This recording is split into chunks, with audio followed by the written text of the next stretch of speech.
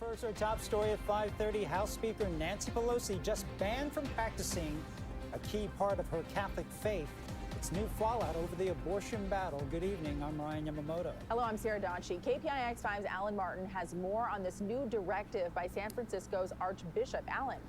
Yeah, strong action, strong words, certainly from the conservative leader of the Roman Catholics in the San Francisco Diocese, which covers not only the city, but also Marin and San Mateo counties. He says that until Nancy Pelosi either stops speaking publicly about her Catholic faith or she changes her stance on supporting a woman's right to choose, she can no longer receive communion in the churches under his leadership. The Archbishop tweeted this message just after noon today, saying, quote, "After numerous attempts to speak with Speaker Pelosi to help her understand the grave evil she is perpetrating, the scandal she is causing, and the danger to her own soul she is risking, I have determined she is not to be admitted to Holy Communion." The Archbishop most recently sent the... Okay. Well, that's... I don't know how I feel. So, first off, I am not the biggest Pelosi fan. In fact, you could say I kind of hate her. Not as a Republican, obviously. Look at my channel content. And not because of her stance on abortion. It's more of the fact that she is just the typical Democrat and has caused more harm for any left-wing party than good. Not as much as Republicans, but still. It still needs to be said. But, Cordonelli, Archbishop, what are you doing? What are you doing? Either stop talking about your faith. I thought we were all supposed to relish in our faith, good and evil, whether we're good or bad. You know, because faith is what makes us good. That's what a lot of Catholic bishops say, right? I'm not wrong. Mainly because not too long ago, the Catholic Church was in a scandal where a lot of priests got outed as being PDF files. And yeah, the church was quick to say, although their actions were bad, their faith was still good.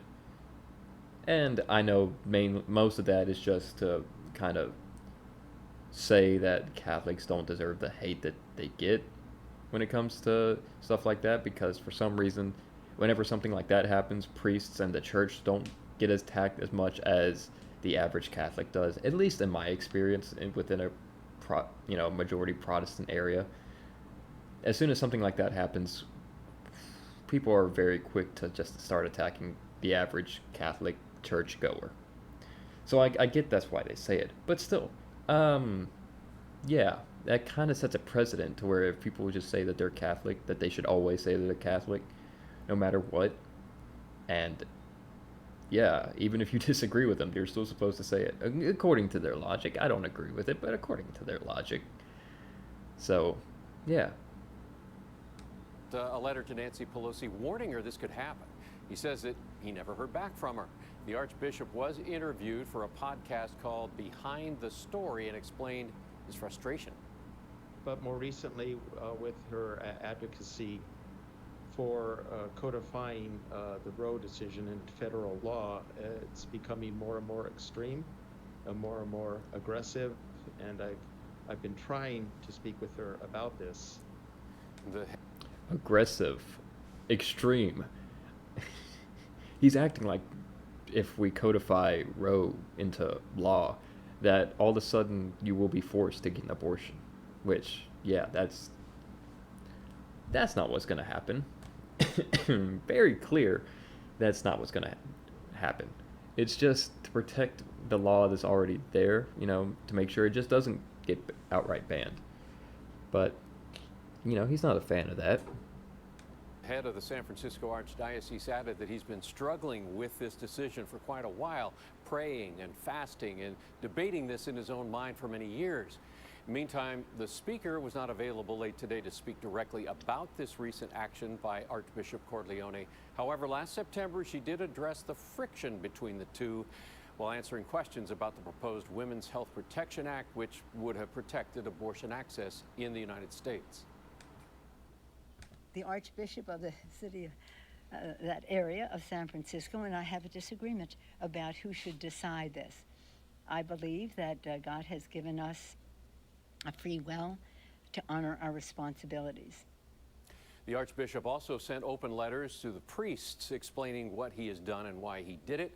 The letters do not spell out what the consequences might be to Pelosi and or a priest should she be allowed to receive the sacrament of Holy Communion within the San Francisco Archdiocese. Now, in response to the conservative Archbishop's action, State Senator Scott Wiener issued a statement saying, quote, "The Archbishop's refusal to give communion to Speaker Pelosi is shameful. He is deeply out of step with San Francisco and should be removed." The Archbishop. I will say, weird that Congress is, a member of the government is speaking up on this. That's weird to me, personally.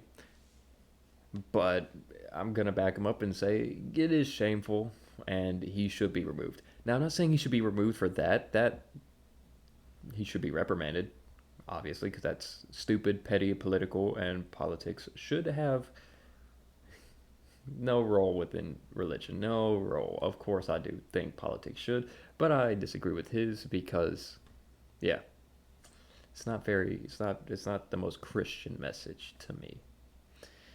But yeah, he definitely should be removed. Now, why should he be removed? Not for that. No, that would be a little too extreme. Instead, I think he should be removed for a couple other things, or just one thing in particular. Now, what do you think? What am I talking about? I'm talking about, well, shoot, you can't really read it all.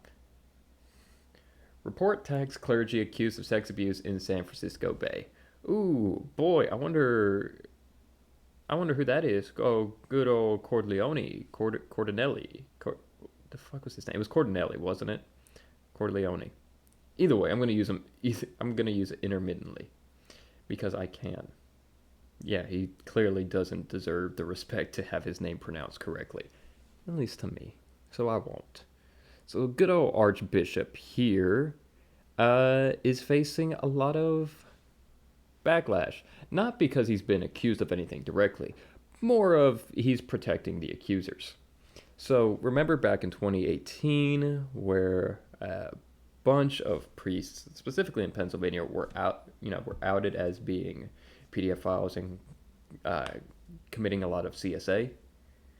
Well, yeah. The rest of the country picked up and they demanded that anyone who had been harbored by the church to be, outed. Because rightly so, right? Gotta know when there's criminals and just evil within the church, because that's what it is. That's just pure evil. And some churches didn't comply with that.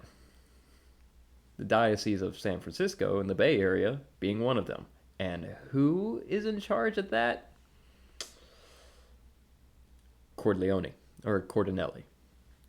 So, yeah, kind of speaks a lot to someone's character when they say that someone who's protecting a right that's been within this country for at least 50 years now,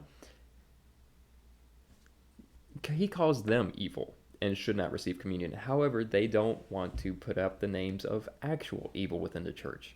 Ergo, the people who have committed crimes against churchgoers. The most vulnerable churchgoers at that. So yeah, this is why I don't give a shit about what Corleone says. Because he is just protecting people for his own interest, and clearly he just acted out of just anger and spite when he denied communion for Pelosi, obviously. But he's still protecting a lot of known criminals and known abusers within the church, and yeah, that's just pure disgusting. There's no defending that, and he's doing it. So yeah, So like I said, I don't get why this is such a big media cycle. It should have ended at. It should have just been ended at some tweet reply to him on Twitter with a a screenshot of an article or a screenshot of his words saying, "Hey, I'm not giving up these names." I will say, the church and the diocese and him indirectly are being sued because of this. So I hope they win their case against him, because these people, although I'm not a fan of suing, do deserve some kind of compensation. And more importantly, those within the church need to be outed, and that lawsuit could pull up the files and the names of priests, bishops, and clergy members who have committed crimes within the church in the name of the church and using the church. I am fine with that lawsuit going through with that. I hope he gets removed because of that. And I hope they all get found out, because we don't like CSA here. We don't like abuse. We don't. Except towards him, verbally, online. That's it. And not even that much. We don't bully. We just try to get him to get those names out and call him an idiot for doing this, because he is. End of the day, he's just an idiot who just doesn't know his own job very well. Sad to say. Sad to say.